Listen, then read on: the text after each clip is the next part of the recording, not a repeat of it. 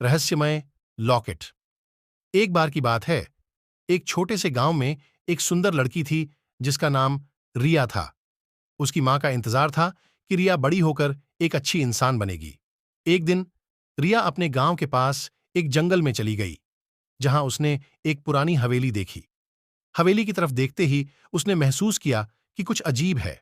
रिया चेतना से हवेली में प्रवेश किया और उसने जमीन पर एक पुराना लॉकेट देखा। उसने लॉकेट को उठाया और उसमें से एक अजीब ऊर्जा महसूस की। अचानक हवेली के दरवाजे पीछे से एक जोरदार ध्वनि के साथ बंद हो गए। रिया फंस गई थी।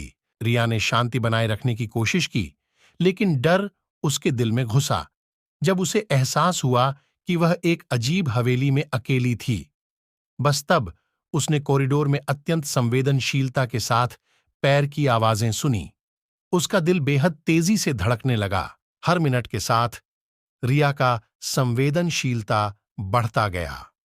वह हवेली की खोज की, बाहर निकलने का तरीका खोजती, लेकिन हर दरवाजा एक और रहस्यमय कमरे में ले जाता था।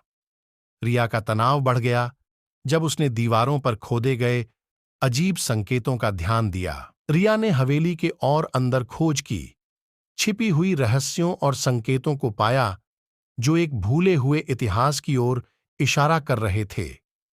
उसकी जिज्ञासा उसे आगे बढ़ाने पर मजबूर किया, भले ही हर कोने में बढ़ता खतरा महसूस हो। अचानक रिया ने एक छिपी हुई कमरे को खोज निकाला, जो केवल एक फंसदार मोमबत्ती की रोशनी में था। कमरे के केंद्र में उसने एक धूल जमीनी पुरानी संदूक खोजा। हिलते हुए हाथों के साथ उसने इसे खोला, एक साथ एक उत्कृष्ट व्यक्तियों से भरा हो। जैसे ही रिया अंतिम रहस्य को खोलने के बारे में थी, तब उसने पीछे से एक अद्भुत हंसी सुनी।